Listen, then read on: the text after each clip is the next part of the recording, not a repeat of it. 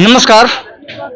आप लोग देख रहे हैं राइट फॉर न्यूज चैनल। और आए दिनों जिस तरह से जमीनी विवाद को लेकर के आपसी झंझट हो रहा है लोगों के बीच में, और खास करके प्रशासन इस पे कुछ एक्शन न ले रही है, इसको लेकर के थोड़ा निंदनीय बात है। ये सरकार की नजर में ये चीज जाना चाहिए कि आखिर क्या हो रहा है हमारे बिहार में। चूंकि अभी चुनाव की तैयारी में तो सारे नेता लोग लगे हुए हैं, लेकिन आम जनता जिस तरह से परेशान है उसको लेकर के कोई भी सुनवाई करने को तैयार नहीं है।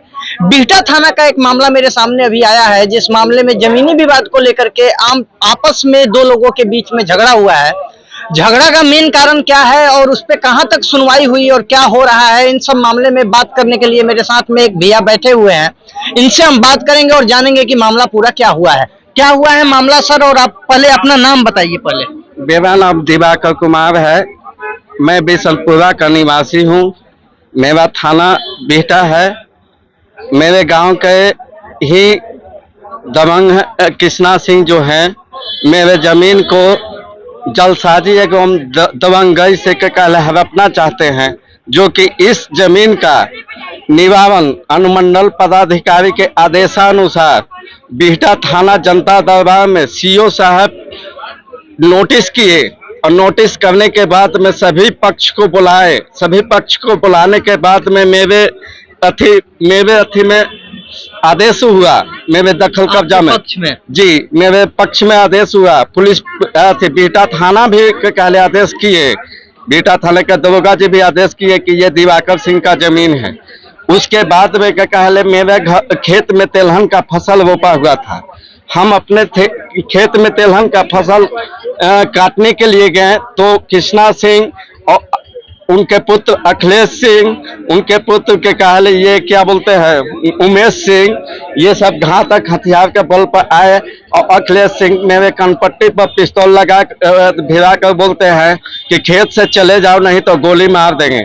उसके बाद में मैंने क्या किया कि अनुमंडल लोक शिकायत पदाधिकारी के यहाँ वो जो आदेश जो हुआ था उस आदेश को मैंने रिव्यू किया तो यहाँ पे अनुमंडल पदाधिकारी बोले कि दरोगा जी बिहटा थाना का दरोगा जी को इसमें मुद्दा बनाए। तो बिहटा थाना का दरोगा जी आए और अनुमंडल पदाधिकारी बोले कि इन पर FIR दर्ज करके ये कृष्णा सिंह और सभी जितना दबंग प्रवृत्ति के हैं ये सभी को प्राथमिकी दर्ज करा करके और बंद कीजिए। उसके बाद में क्या हुआ कि 2 तारीख को अनुमंडल पदाधिकारी का अभी 2/5 को अनुमंडल पदाधिकारी साहब के यहाँ अभी तारीख है। इस केस अभी स्टार्टिंग है, समझे। उसके बाद में क्या हुआ न कि ये इसी केस को सुपरविजन में बिहटा थाना के दरोगा जी महेश बाबू मेरे दरवाजे पर आए और बोले मेरे दरवाजे पर आए और बोले कि चलिए कृष्णा सिंह का दरवाजा दिखलाइए। मैंने गया कृष्णा सिंह को दरवाजा दिखलाया। कृष्णा सिंह को दरवाजा दिखलाए तो कृष्णा सिंह, सत्येंद्र सिंह, सभी को, अखिलेश सिंह, उमेश सिंह और अखिलेश सिंह सभी को कृष्णा सिंह, अखिलेश सिंह, उमेश सिंह सभी कोई वहां पर मौजूद थे। दरोगा जी बोले कि सुबह कागज लेकर के आप लोग आइए थाना में और इसका क्या थी है। तो उसके बाद में दरोगा जी कह करके चले गए। उसी के आधा घंटा बाद कृष्णा सिंह बंदूक लिए हुए थे और अखिलेश सिंह, उमेश सिंह लाठी लिए हुए थे, पिंटू सिंह भी लाठी लिए हुए थे, अरुण सिंह भी लाठी लिए हुए थे, सत्येंद्र सिंह भी लाठी, और सत्येंद्र सिंह के बेटा सत्येंद्र सिंह का बेटा अमित और सुमित और अरुण सिंह के बेटा धूपन सिंह, ये तीनों रड लिए हुए थे। और अरुण सिंह और पिंटू सिंह बोले ये सभी कोई दरोगा जी के जाने के बाद मेरे घर पर चढ़ गए। हम लोग के कहले नहीं जानते थे न कि ये लोग मारपीट करने आ रहे हैं। हम छत पर थे, मेरा छोटा भाई दीपक कुमार नीचे था, दरवाजा पर था। उसके बाद में ये लोग आकर के मारने लगे और उसके बाद में पिंटू सिंह अरुण सिंह बोले अपने पुत्र अमित और सुमित और धूपन सिंह को कि इसको जान मार दो, तो मेरे भाई को रड से कपार फाड़ दिया और कम से कम सर पे 20 लाठी मारे हैं, जो कि ये फोटो के काल अवेलेबल है। देख लीजिए, ये फोटो भी अवेलेबल है, ये देख लीजिए किस आवर्स में है, ये देख लीजिए। उसके बाद मैंने भाई को बचाने के लिए बीटा सरकारी हॉस्पिटल गए। बीटा सरकारी हॉस्पिटल में बोला कि यहाँ पे केस सुधरने वाला नहीं है। उसके बाद मैंने पीएमसीएच गया, पीएमसीएच भी बोले न कि यहाँ पर केस सुधरने के बात नहीं है। तो उसके बाद में पटना सीएनएस हॉस्पिटल में मेरा भाई का ट्रीटमेंट हो रहा है, लेकिन बहुत दयनीय स्थिति है। डॉक्टर साहब बोलते हैं कि कोई उम्मीद नहीं है, भगवान को ध्यान दीजिए, समझे।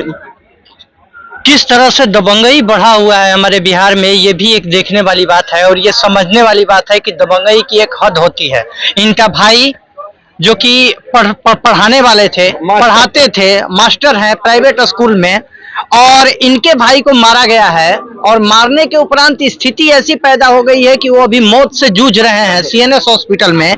पीएमसीएच से रेफर कर दिया गया है उनको सीएनएस हॉस्पिटल में, लेकिन अभी तक ऐसे मामले पे बिहटा थाना प्रभारी क्यों चुप्पी साधे हुए हैं, ये भी एक जानने वाली बात है। और ये भी एक सवाल खड़ा होता है कि बिहटा थाना प्रभारी आखिर चुप्पी क्यों साधे हुए हैं। बिहटा थाना प्रभारी के पास आप गए थे?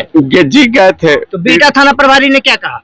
बिहटा थाना प्रभारी ने कहा कि ये आप हम महेश बाबू जो अनुसंधान करता जो थे उनके पास गए, तो उसके बाद वो बोलते हैं कि आप थाना में अभी कम थे हो क्या कि एफआईआर इधर से भी हो चुका है। एक तो मारे और उसके बाद में मारने के बाद में मेरा छोटा भाई को मारने के बाद में हमको भी मारे और मेरा मंडला भाई को मारे। मेरे एक भतीजा है विशाल कुमार, उसको भी मार करके देह फाड़ दिया, उसको भी देखने योग्य है, समझे ना। अगर पुलिस प्रशासन या पीएस आप लोग अगर आइएगा तो घर पे, तो हम उसको भी दिखला देंगे।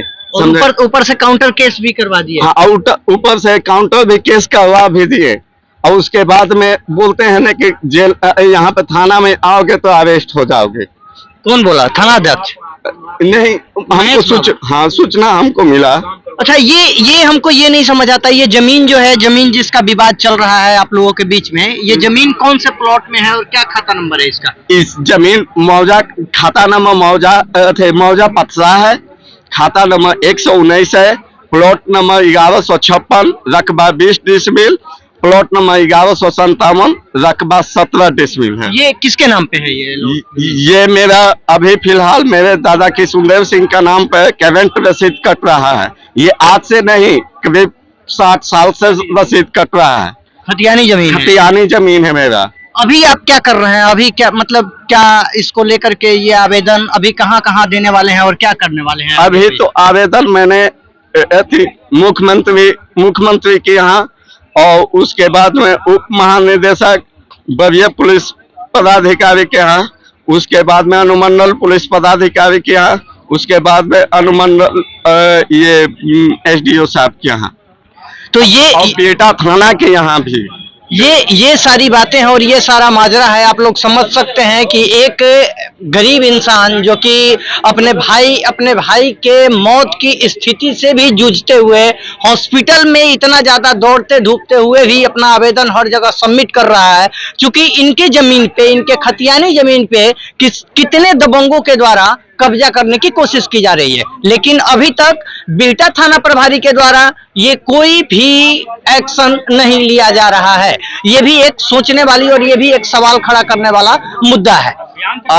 अभी भी हम अपने घर में जाते हैं तो सुनते लोग, दबंग लोग बोलते हैं कि अब तुम ही बचे हो, अब तुमको गोली मारेंगे, समझे ना। अभी भी आपको मतलब धमकी दिया जा रहा है? अभी भी हमको डर सता रहा है कि कब हमको गोली लग जाएगा, इसके लिए कि कहले कोई अति नहीं है। ये बयान नहीं हुआ। ये अच्छा, थाना में बयान दर्ज हुआ कि नहीं आपका? बयान दर्ज हुआ, अभी तक ले मेरा भाई जो हॉस्पिटल में उस वहाँ पे न पुलिस गया है और न वहाँ पे स्टेटमेंट लिया गया है। वहाँ अब डॉक्टर साहब से अगर पूछा जाए तो डॉक्टर साहब टोटल हिस्ट्री बता देंगे कि मेरे भाई का क्या स्थिति है। तो ये सारी बातें हैं और ये सारा माजरा है। मैं भी अपने चैनल के माध्यम से उन तमाम लोगों को और खास करके बिहटा थाना अध्यक्ष को ये सूचित करना चाहता हूं कि कृपया ऐसे केसों पे संज्ञान लें और जल्द से जल्द इस केस का निपटारा करें, सुनवाई करें, ताकि जो भी दोषी, हम ये नहीं कर रहे हैं कि उसमें दोषी आप अपनी तरीके से छानबीन करें और छानबीन में जो भी दोषी मिलता है उसको अरेस्ट करें, गिरफ्तार करें और जेल में डालें, ताकि आए दिनों इस तरह से घिनौनी अपराध कोई करने से पहले सोच सके। इन्हीं सब बातों को ध्यान में रखते हुए मैं विभोर कुमार तिवारी आप सभी का धन्यवाद करता हूं। जय हिंद, जय भारत।